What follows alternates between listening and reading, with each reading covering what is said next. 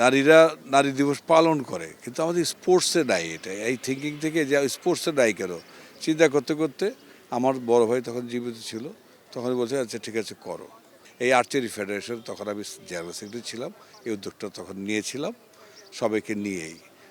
আমরা করতাম আমাদের যে আর্চারি ট্রেনিং সেন্টার আছে ওইখানে।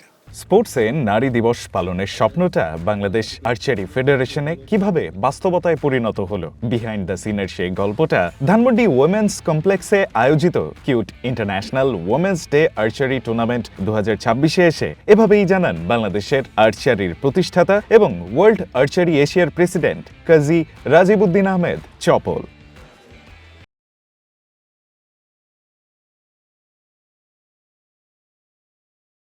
ইন্স্যুরেন্স করুন সিটি ব্যাংকে, কারণ ইন্স্যুরেন্স করলে সিটিতে সুরক্ষা পাবেন নিশ্চিন্তে।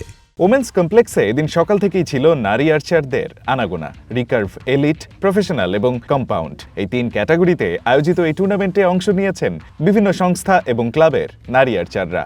শুরুতে খানিকটা প্র্যাকটিসের পর তারা প্রতিযোগিতায় নামেন টুর্নামেন্টের কোয়ালিফাইং রাউন্ডের। নারী আর্চারদের এমন স্বতঃস্ফূর্ত অংশগ্রহণে খুশি ছিলেন ওয়ার্ল্ড আর্চারি এশিয়ার প্রেসিডেন্টও। আজকের উপস্থিতিটাই বুঝতে পারছেন যে নারীদের মধ্যে কত পার্সেন্ট আমাদের আর্চারি খেলে। আমাদের আর্চারি কিন্তু 50-50।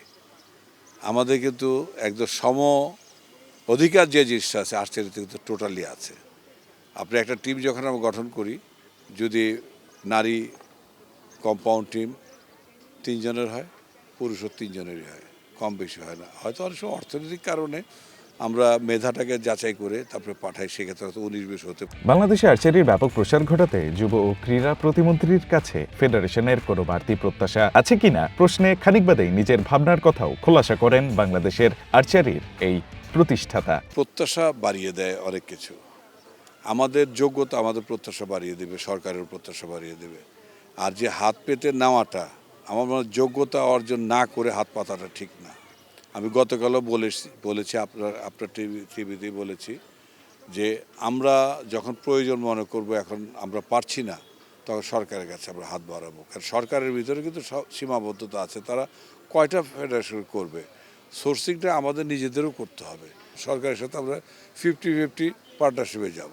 ঢালাওভাবে যে সরকার দিলে আমরা শুরু করব বা আমরা করব, এই বিশ্বাস আমি নই। Rayan Ahmed, one sports, Dhaka.